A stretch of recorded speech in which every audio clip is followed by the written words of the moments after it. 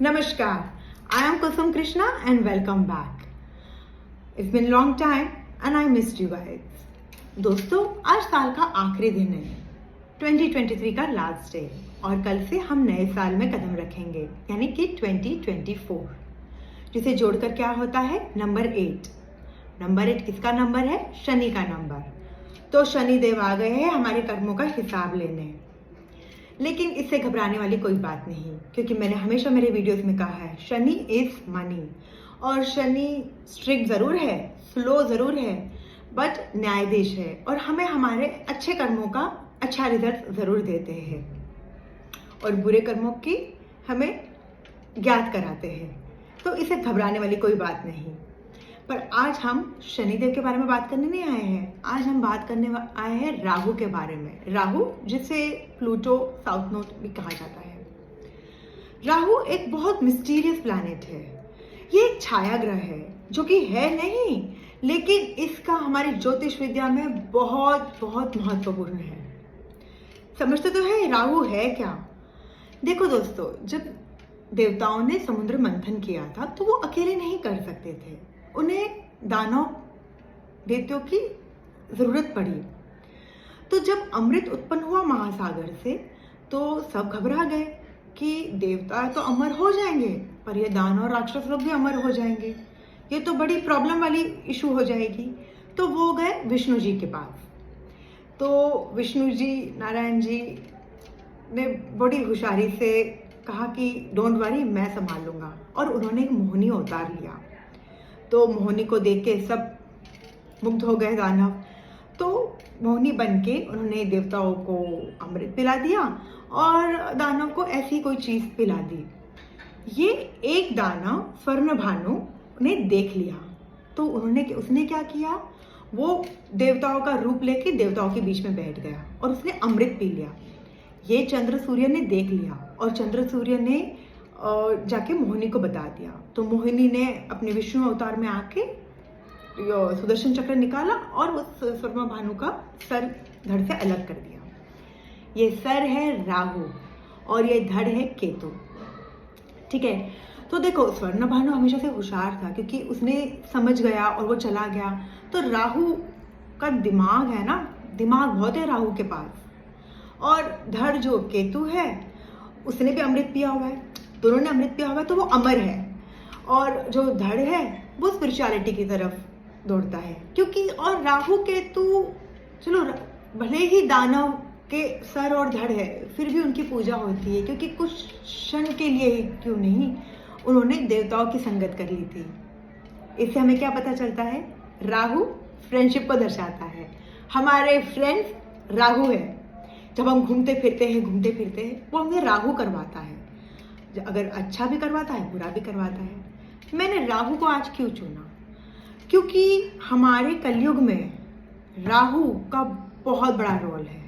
ये जो हम YouTube, पॉडकास्ट, ये जो डिजिटल दुनिया है ना, ये राहु की दुनिया है। लोग काला रंग से परहेज करते थे, अभी काला रंग पहनते हैं, राहु करवाता है ये सब। अभी कोई सुबह काम नहीं करते, लोग रात रात को काम करते हैं, क्योंकि वो विदेश से जुड़ जाते हैं। अगेन राहु विदेश का कारक है। राहु लगन में होता है, उसकी पर्सनालिटी थोड़ी डिफरेंट होती है उस इंसान की, वो उठ के दिखता है लोगों में। दिमाग बहुत होता है, ग्रैस्पिंग पावर होती है, राहु दिमाग बहुत है ना। अगेन राहु मॉडर्न दिखता है, डिफरेंट दिखता है। आप भीड़ में पहचान लोगे जिसके लगन में राहु है। मेरे लगन में राहु है, लेकिन राहु इतना बुरा नहीं है। अभी मैं आपको वो पौराणिक कथा से मैं थोड़ा सा टॉपिक से हट गई थी, मुझे वो थोड़ा कंटिन्यू करते हुए मैं कह रही हूँ, क्योंकि उसकी राहु की कंप्लेंट चंद्रमा और सूर्य ने की थी। तो राहु के दिल में भी रिवेंज आया था, इसलिए वो हमको खा जाता है कभी कभी, तो उसे हम ग्रहण कहते हैं। वो रिवेंज में से राहु खा लेता है, तो वही होता है ग्रहण, चंद्र ग्रहण, सूर्य ग्रहण, जिसको हम अच्छा नहीं मानते, इनऑस्पिशियस मानते हैं कोई कर्म करने के लिए। तो जब ग्रहण में जन्मे बच्चे, हमें आजीवन कष्ट से गुजरना पड़ता है, या प्रॉब्लम्स उनको आ जाती है, प्रॉब्लम्स सोसाइटी से कहीं से भी उनको प्रॉब्लम्स आती है और उनको आजीवन से गुजरना पड़ता है। पर इससे भी घबराने वाली बात नहीं है। देखो दोस्तों, राहु इतना बुरा भी नहीं है। मेरी मिथुन लगन की कुंडली है और मेरे खुद के लगन में ग्रहण योग बनता है, यानी राहु चंद्रमा योग मेरे लगन में बनता है। जब तक मैं एस्ट्रोलॉजी से जुड़ी नहीं थी, मुझे ये बात मैं समझ नहीं पा रही थी। लेकिन राहु यहाँ पे बुरा नहीं है, क्योंकि मिथुन लगन की कुंडली है और चंद्रमा अपने से 12वां गया है, तो यहाँ पे चंद्रमा मेरे लिए मारक है, तो मुझे यहाँ पे उपाय चंद्रमा का करना पड़ता है। इसी तरह आपके कुंडली के हिसाब से अगर कोई ग्रहण योग बन जाता है या राहु किसी ऐसे प्लैनेट के साथ बैठ जाता है, जैसे गुरु के साथ बैठ गया या कोई अच्छे शुभ ग्रह के साथ बैठ गया जिसको वो मेलेफिक कर रहा है, तो आपको सबसे पहले देखना है कि वो प्लैनेट कौन से ग्रह से आ रही है। सबको कुंडली देख के ही पता चलेगा, ये तो मैं इतनी छोटी वीडियो में नहीं बता सकती।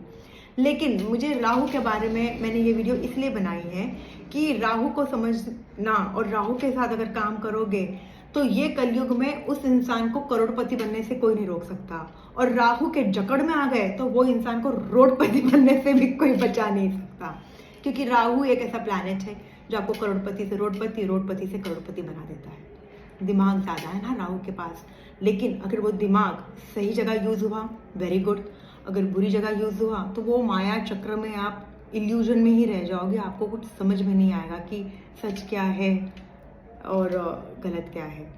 राहु का सबसे अच्छा उपाय, अगर आपकी कुंडली में राहु आपको तकलीफ दे रहा है, आप अगर देख रहे हो कोई बुरे घर में बैठा है, तो राहु का सबसे बड़ा अच्छा उपाय, या आप कुंडली वुंडली नहीं भी चेक करते, अगर आप ऐसे हो जो बहुत बैड कंपनी में बार बार बैड इन्फ्लुएंस में आ जाते हो। देखो मैंने कहा कि राहु दोस्त का कारक है, लेकिन कभी राहु देता भी बहुत है, क्योंकि इसीलिए, और राहु अमर है क्योंकि उसने दोस्तों की मतलब उसने देवताओं की कंपनी ली थी कुछ ही समय के लिए, इसलिए हम नवग्रहों में राहु केतु की भी पूजा करते हैं। तो अगर आपको राहु की एक सीधी रेमेडी ये है कि आप फिश मच्छी को आटा दें। अगर आप बोल रहे हो कि हम शहर में रहते हैं, हम मच्छी कहाँ जाके पकड़े हो, कहाँ जाके नदिया में जाके आटा खिलाए, तो आप अपने घर पे भी छोटी सी फिश टैंक रख सकते हो और वो मच्छी को आटा खिला सकते हो, मतलब खाना खिला सकते हो, तो वो भी वहाँ पे भी फुलफिल हो जाता है।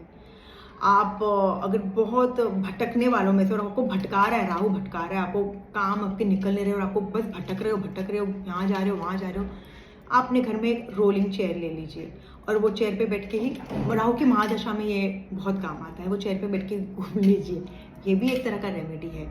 ज्योतिष शास्त्र में बहुत ऐसे ऐसे रेमेडी है, बहुत अभी जैसे नए नए रिसर्च हो रहे हैं। देखो ज्योतिष शास्त्र बहुत पुराना है, हम पुरानी ही चीज़ों को लेके पकड़ के बैठे तो आज के ज़माने में वो लागू भी नहीं होते।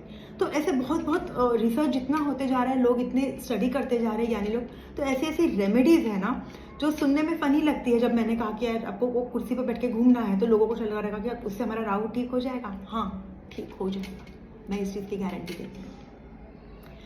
और भी बात बन रहेगी, पर वीडियो लंबी हो रही है। राहु के बारे में 100 वीडियो बनाओ तो भी कम है। केतु के बारे में तो मैंने बताया भी नहीं, वो स्पिरिचुअल प्लैनेट है, वो अगली बार। मैं कुसुम कृष्णा आपसे विदा लेती हूँ। ये डिजिटल लाइफ में, ये AI के ज़माने में राहु आपका साथ दे और आप तरक्की की तरफ पहुँचो, यही मेरी शुभकामनाएं। आपको नए साल की बहुत बहुत शुभकामनाएं। Love you all, see you soon.